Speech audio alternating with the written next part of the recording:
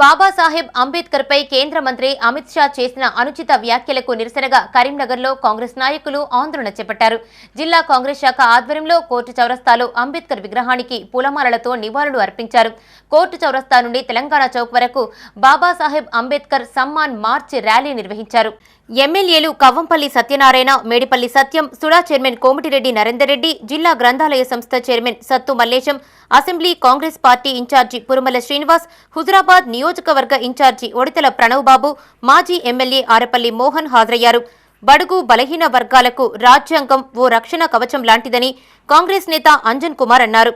అహర్నిశలు కృషి చేసి అలాంటి రాజ్యాంగాన్ని రూపొందించిన అంబేద్కర్ పై బీజేపీ నేత అమిత్ షా అనుచిత వ్యాఖ్యలు చేయడం బాధాకరమన్నారు. అల్లు అర్జున్ వ్యవహారంలో స్పందించిన బండి సంజయ్ ఎందుకు మాట్లాడలేదన్నారు. తెలంగాణ చౌక్ వద్ద బండి సంజయ్ క్షమాపణలు చెప్పాలని డిమాండ్ చేశారు.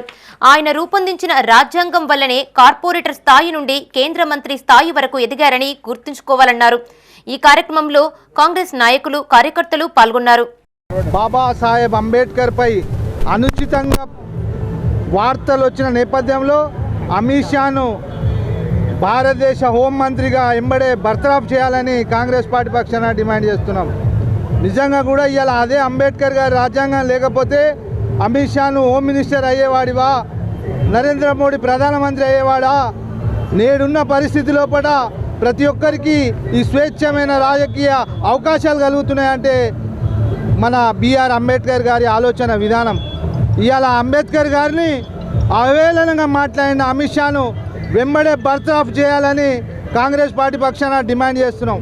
ఈ సందర్భంగా రాహుల్ గాంధీ గారు నిరసన చేస్తుంటే రాహుల్ గాంధీ గారిని పార్లమెంటుకు రానియకుండా ప్రతిపక్ష నాయకుడిని అడ్డుకొని మతోన్మాద ఎంపీలు ప్రవర్తిస్తున్న తీరుకు నిరసనగా ఇవాళ జిల్లా కాంగ్రెస్ పార్టీ పక్షాన కరీంనగర్ అంబేద్కర్ చౌరస్తా నుంచి ఇందిరా చౌక్ వరకు ర్యాలీ నిర్వహించడం జరుగుతుంది. జై కాంగ్రెస్, జై భీమ్.